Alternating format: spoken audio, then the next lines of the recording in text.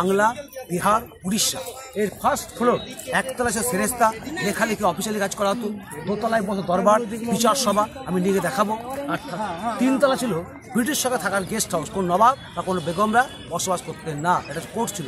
মুর্শিদাবাদে জেনে রাখো টোটাল নবাব ছিল 18, অর্থাৎ 18 জন। টোটাল নবাব ছিল 18 জন, তার ভিতরে 5 জন ছিলেন স্বাধীন নবাব, নিজের ইচ্ছা মতন ইচ্ছা অনুসারে কাজ করতে পারতেন। কারা ছিল? মুর্শিদ কুলি খান, সুজা খান, সরফরাজ খান, আলিবর্দী খান, সিরাজউদ্দৌলা। সিরাজউদ্দৌলা ছিলেন বাংলা, বিহার, উড়িষ্যার শেষ স্বাধীন নবাব। উনাকে হত্যা করে মেরে ফেলার পর শাসন ক্ষমতা চলে যায় 200 বছর ইস্ট ইন্ডিয়া কোম্পানি ব্রিটিশের হাতে। তখন ব্রিটিশ সরকাররা সিংহাসন আসে কাকে? মির্জাফরকে। মির্জাফরের এরা বংশধর। 13 জন ছিলেন পরাধীন নবাব আর 5 জন স্বাধীন। টোটাল নবাব ছিলেন মুর্শিদাবাদে 18 জন। আমাদের প্রথম বাংলার রাজধানী ছিল মালদা গৌড়। মালদা গৌড় থেকে তোমাকে নিয়ে যাওয়া হয়েছিল জাহাঙ্গীরনগর, যেটা বর্তমান বাংলাদেশ ঢাকা শহর। ঢাকা শহর থেকে 1704 খ্রিস্টাব্দে মুর্শিদ কুলি খান রাজধানী তুলে নিয়ে আসেন এই জায়গায়। জায়গার নাম হয় মুর্শিদাবাদ। আগে নাম ছিল মুর্শিদাবাদ নয়, আগে নাম ছিল এই জায়গার নাম মুকসুদাবাদ। মুকসুদাবাদ চেঞ্জ করে আমরা টুনি মুর্শিদাবাদ। মুর্শিদাবাদের প্রতিষ্ঠার নাম হচ্ছে মুর্শিদ কুলি খান। বুঝতে পারলে? দেখুন স্যার, ক্যামেরা 1 বছর পূর্ণ করতে পারেনি, তার আগে ওরা মার্ডার করে দেয়, মেরে ফেলা হয়। মানে সিরাজদা কী আছে? কারণ সিরাজদা কিছু নেই, কিচ্ছু নেই, রয়েছে মাত্র 3টে জিনিস। এই 3টে দেখাবো, বলবো।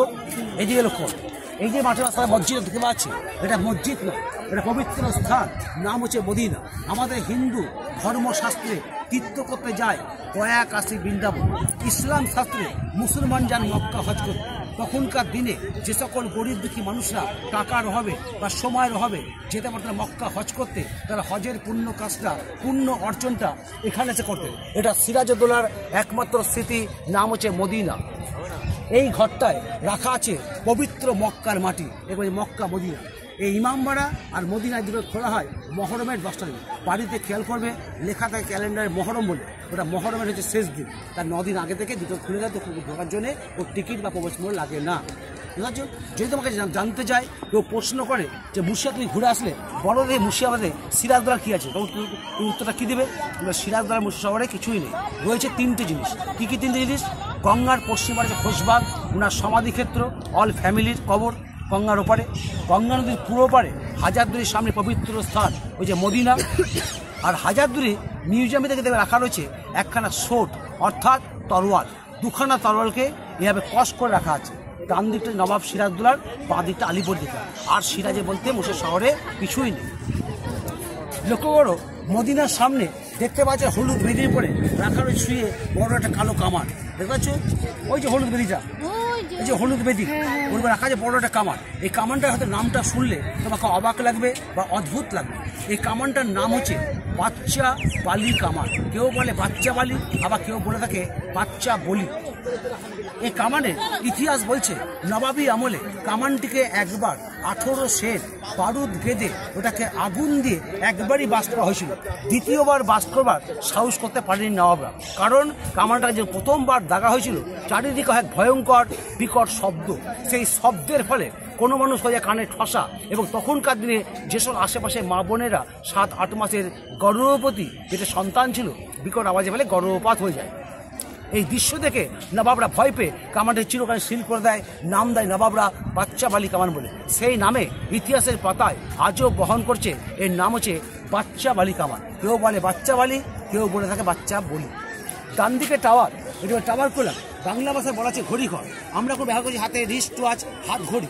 সেকালে হাত ঘড়ি কোনো প্রচলন ছিল না, ঘড়ি ছিল। সে ঘড়ি ইউজ করতে পারবে রাজা, মহারাজা, জমিদার, ব্রিটিশরা হাতে দেয়। তখনকার যে ঘড়ি ছিল চেন দেওয়া পকেট। তখনকার দিনে হাজারদুয়ারির স্টাফরা, কর্মচারীরা ঘড়ির টাইম দেখে কাজে তোমার জয়েন করতো, ছুটি করতো এই ঘড়ি দেখে। চাবি দিতে লাগতো বছরে 2বার, 6 মাস অন্তর 2বার চাবি দিলে সারা বছর ঘড়ি চলতো। কি দুঃখের বিষয়, ঘড়িটা খারাপ এবং অচলে পড়েছে, বর্তমান ঘড়ি চলে না, এখন পুরোপুরি নষ্ট। মানুষের পদধূলি পায়ের নিচে, তুমি সেই স্পটে গেলে পরে তাদের বুকের উপর তাকে পা রাখতে হবে। জানা আছে এটা কারা? জানো কি? জানো, যে রাখো মুর্শিদাবাদে 3টে কবর আছে মানুষের পদধূলি পায়ের নিচে, স্পটে গেলে পরে তোমাদের বুকের উপরে পা রাখতে হবে। এক হচ্ছে মুর্শিদ কুলি খান পত্নী বেগম নাসরা বানু, ওনার মেয়ে আজিমুন্নেসা বেগম, ডাকনাম বলা হয় কলিজা খাকি বেগম। এই 3টে সমাধিস্থল রয়েছে মানুষের পায়ের নিচে। তাই মুর্শিদ কে ছিল? মুর্শিদ কুলি খান ছিল মুর্শিদাবাদের প্রতিষ্ঠাতা, প্রথম নবাব, বাংলা, বিহার, উড়িষ্যার 3টে রাজ্যের মালিক। তাহলে এত বড় একজন ব্যক্তি সে কেনা শুয়ে আছে মানুষের পায়ের নিচে, নিশ্চয় কোনো কারণ লুকিয়ে আছে। তার কারণটা কি? এর মূল কারণ হচ্ছে মুর্শিদ কুলি খান ছিলেন একজন সৎ ব্যক্তি, তার ফ্যামিলি ছিলেন পরিষ্কার মনে মানুষ। ওনার চিন্তা হচ্ছিল যে মানুষ বেঁচে থাকতে গেলে জ্ঞানে বা অজ্ঞানে পাপ অথবা পুণ্যি দুটোই করে থাকে, পাপ করে পুণ্য করে।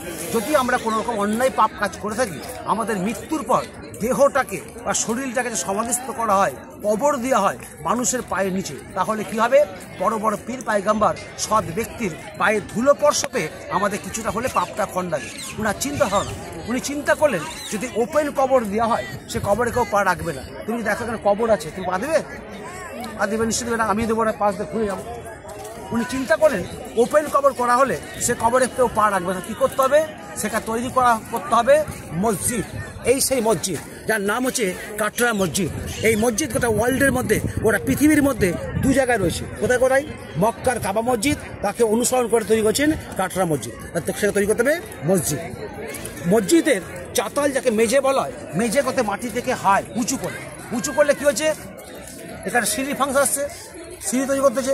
ঠিক সিঁড়ির নিচে দিতে হবে আমার সমাধি। তাহলে মানুষ জানতে বা অজান্তে যখন নামাজ পড়তে উঠবে মসজিদে, আমার বুকে পা রেখে উঠছে আমার। এখানে দিয়ে আছে মুর্শিদ সমাধি, এখানে দিয়ে আছে মেয়ের সমাধি আজিমুন্নেসা বেগম সমাধি, আর ওই যে দূরে দেখতে পাচ্ছেন নারকেল গাছগুলো, ওই যে নারকেল গাছগুলো পাশে যে মসজিদ কালো মসজিদটা, ওখানে দিয়ে আছে বেগমের সমাধি। তাহলে এই 3টে সমাধিস্থল রয়েছে মানুষের পদে পায়ের নিচে। এই যে মানুষ কাটরামে যাচ্ছে, দেখছে, ভাবছে এই কাটার একটা ফ্রন্ট সাইড, এটা কিন্তু ফ্রন্ট সাইড নয়, এটা তোমার হচ্ছে ব্যাক সাইড।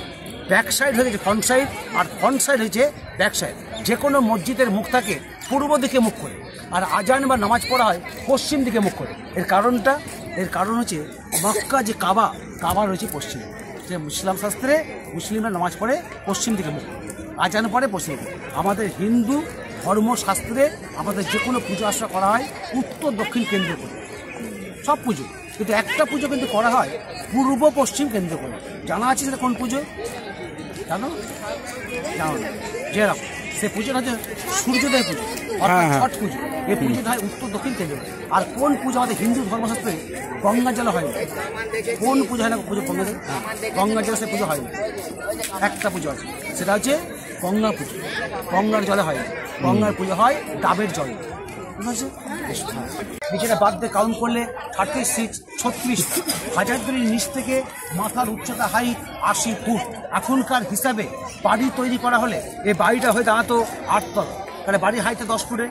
তখনকার হিসাবে করেছে 1 তলা, 2 তলা, 3 তলা। এবার যে কথাটা আমি বলছি, তুমি কোথায় ঘুরতে এসছো? রাইট, একদম সঠিক উত্তর। তুমি এসছো মুর্শিদাবাদে। মুর্শিদাবাদ বলতে বোঝায় এটা নবাবের মুল্ক, নবাবের দেশ। যাচ্ছ তুমি এখন কোথায়? নবাবের দরবারে। যেমন তোমাদের উঠলে হবে না, তোমাদের উঠতে হবে একটু নবাবী স্টাইল। নবাবী স্টাইল উঠলে কী হবে? শরীরে তোমার এক বিন্দু কোনো কষ্ট হবে না। ঠিক আমি যেভাবে উঠবো তোমরা ঠিক সেভাবে উঠবে, ওটা বলা হয় নবাবী স্টাইল। এবার অ্যাঙ্গেলে উঠবে। হাজার থেকে না কেন আমরা, যেহেতু বিল্ডিংটায় তোমার কি টোটাল দরজা আছে 1000, 1000 দরজার জন্য আমরা কাছে 1000। আর মধ্যে আসল দরজা হচ্ছে 900টা খুলে বন্ধ হয়, 100 নকল। কোনটা আসল নকল? এটা আসল কাঠে, এটা খুলবে বন্ধ হবে 900 দরজা, আর 100 দরজা খুলবে না। ওয়ালের পর দরজার ডিজাইন দেবে। কোনটা নকল দরজা? এদিকে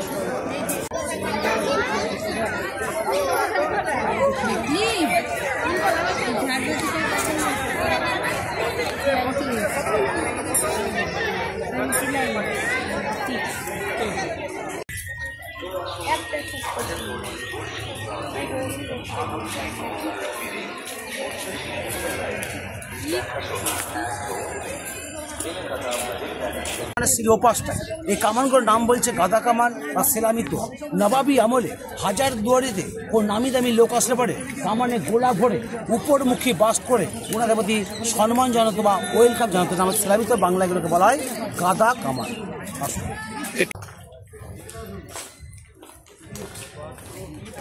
অরিজিনাল নাম হচ্ছে কাঠ গোলাপের বাগান বাড়ি।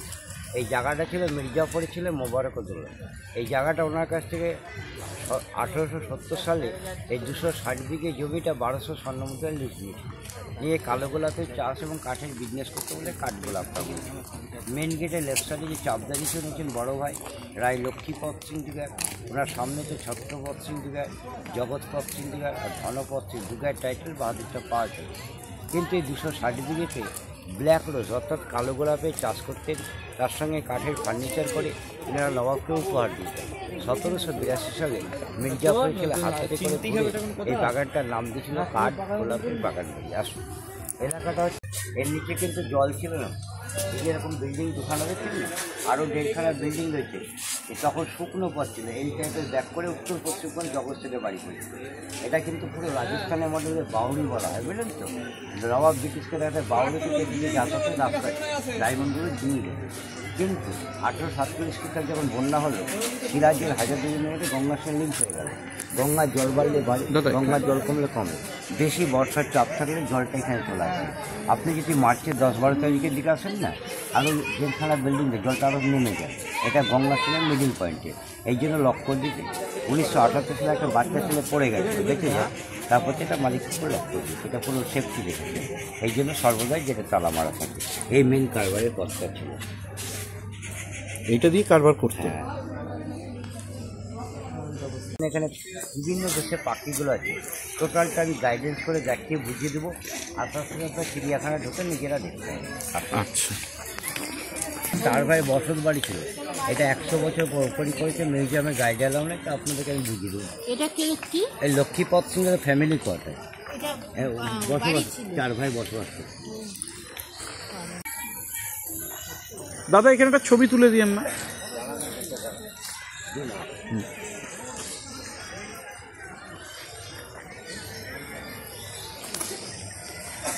কিচেনে রান্না হয় না, এদের পরিবার সপ্তমপুর বলো সঞ্জয়বাবু, এটা 2024 সালে তাদের থাকার রুম করেছে।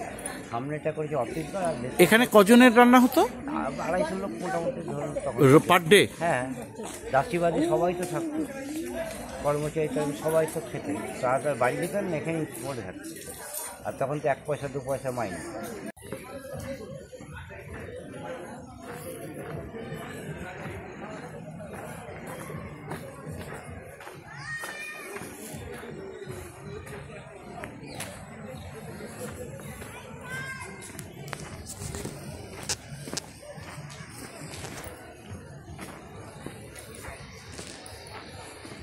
এখন নাচ গান আনন্দ ফুর্তি করতো, ওই একই টাইমে জগৎসুখটা ডায়মন্ডগুলো দিয়ে আসতেন।